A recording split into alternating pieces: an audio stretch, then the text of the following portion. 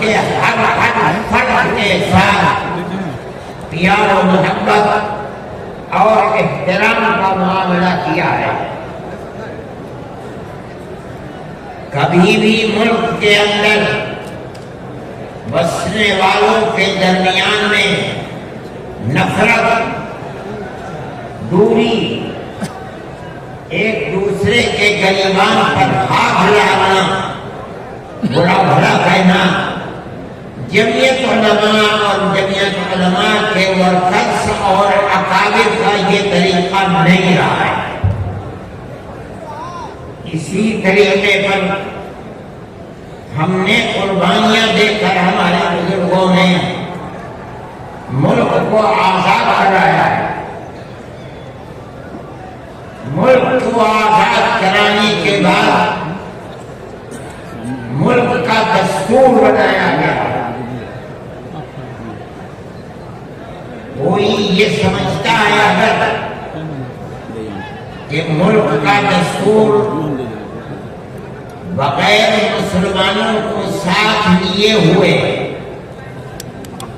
صرف ہندوؤں نے دستور بنایا ہے تو وہ بسم اللہ کی گنبد میں رہتا ہے، اسے دنیا کا کچھ پتہ نہیں ہے. کیونکہ اس ملک کی آزادی میں ہمارا کردار 145 سال کا کردار ہے. کسی کا کردار اتنے لمبے زمانے تک نہیں ہے کہ وہ مرتے مارتے پھانسی کے پھندوں کے اوپر لٹکتے اپنی گردنوں کو کٹواتے ہوئے 145 سال تک اس ملک کے اندر ہم نے کام کیا. 1803 سے لے کر 1947 تک اگر کوئی مائی کا لال ہے، دودھ پیا ہے تو آ کر کے کہے کہ اس کا کردار 145 سال. جمعیت علماء کہتی ہے یہ علماء کا کردار ہے. یہ کردار پیار و محبت کے ساتھ تھا. غریبان پکڑ کر یہ کردار نہیں تھا. ایک دوسرے کے درد میں اور سکھ میں ہر چیز کے اندر شریک تھا. یہ ہمارا کردار ہے.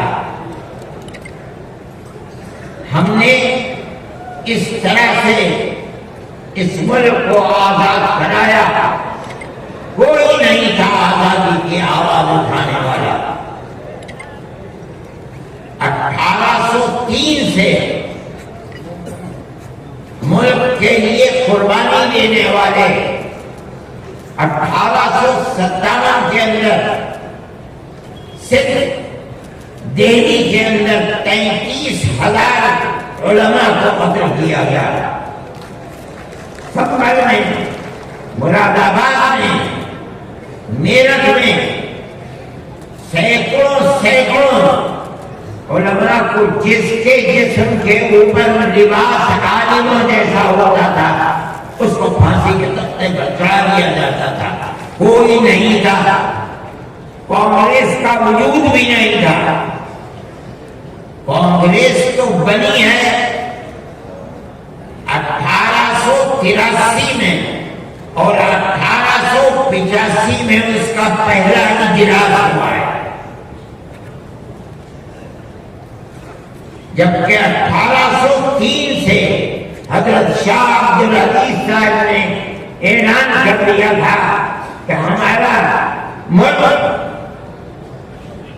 مسلمانوں کا یا ہندوؤں کا ملک نہیں ہے، نہیں رہا. یہ انگریزوں کا ملک ہو گیا. ہم غلام بن گئے. اب غلامی کی زنجیروں کا توڑنا اور جہاد کرنا ہر ایک کا حق ہے. اور اس کے بعد جہاد کر گئے. کوئی مائی کا لال نہیں تھا جو انگریز کی اس طاقت کے مقابلے میں کھڑے ہو کر غلامی کی زنجیروں کو توڑنے کے لیے اپنی زبان کو کھول سکے. اس اعلان کے تقریباً 80-82 سال کے بعد کانگریس بنی اور کانگریس کا جو مقصد تھا جو آدمی کتابوں میں موجود ہے وہ ملک کی آزادی نہیں تھا. مقصد تھا کہ جو دو جہاد ہوئے ہیں 1832 اور 1857 میں اس کی وجہ سے جو ملکہ برطانیہ اور ہندوستان کے بسنے والوں کے درمیان دوری ہو گئی ہے اس دوری کو دور کیا جائے اور حالات کو صحیح کیا جائے. علماء کا یہ نظریہ نہیں تھا. علماء کہتے تھے کوئی غلام ہو گیا غلامی کی زنجیروں کو توڑو انگریز کو بھگاؤ کوئی کو آزاد کرو.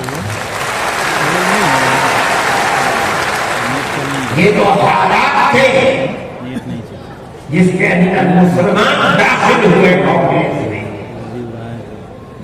موجود ہے. ایک شخص نے حضرت گنگوئی رحمت اللہ علیہ جو ہمارے بزرگ ہیں دارالعلوم کو کی بنیاد رکھنے والے ہیں سن 1857 کے اندر جیل میں بند ہو گئے تھے. یہ سمجھتے تھے کہ قتل کر دیا جائے گا بغاوت کے الزام میں لیکن چھوٹ گئے. ان سے پوچھا کہ ایک جماعت بنی ہے جس کے بنیادی کردار ہندو بنا رہے ہیں کیا مسلمانوں کے لیے اس میں شریک ہونا جائز ہے؟ حضرت نے فتویٰ دیا جس طرح ایک ہندو اور ایک مسلمان کاروبار اور بزنس میں شریک ہو سکتا ہے تو اسی طرح کانگریس کے ساتھ مسلمان شریک ہو سکتا ہے بشرطے کہ اپنے دین کا نقصان ہو.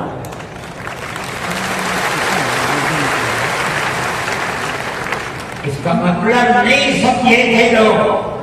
مطلب یہ ہے کہ ہماری تحریک ہے کہ مسلمان اور ہندو جب تک ساتھ نہیں ہوگا ملک آزاد نہیں ہوگا.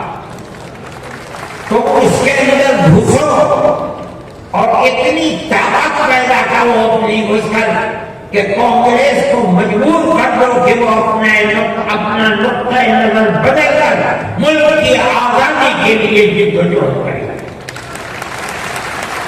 چنانچہ کانگریس نے اپنا نقطہ نظر بدلا ملک کی آزادی کو اپنا نقطہ نظر بنایا اور پھر اس کے بعد ہندو اور مسلمانوں نے شریک ہو کر ایک دوسرے کے ساتھ چل کر ملک کی آزادی کے لیے آواز اٹھائی قربانیاں دی ہیں اور انہی قربانیوں کے نتیجے کے اندر ملک آزاد ہو.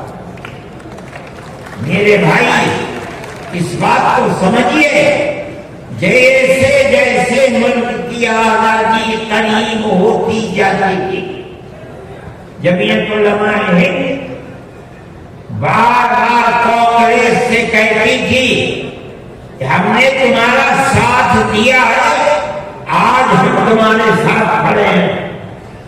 ہمیں یہ بتاؤ کہ ملک کی آزادی کے بعد ملک کا دستور کیا رہے گا. کیا سیکولر دستور ہوگا یا مذہبی حکومت ہوگی؟ اگر سیکولر دستور ہوتا ہے ہم تمہارے ساتھ ہیں اور اگر سیکولر دستور نہیں ہوتا تو ملک کی آزادی میں ہم تمہارے ساتھ نہیں ہیں. بار بار ہمارے پاس کانگریس ورکنگ کمیٹی کی تجاویز موجود ہے. کانگریس بار بار عہد کرتی ہے کہ ملک آزاد ہوگا تو ملک کا دستور سیکولر دستور ہوگا. ہر اقلیت کو اپنے مذہب کے اوپر آزادی سے چلنے کا اختیار ہوا۔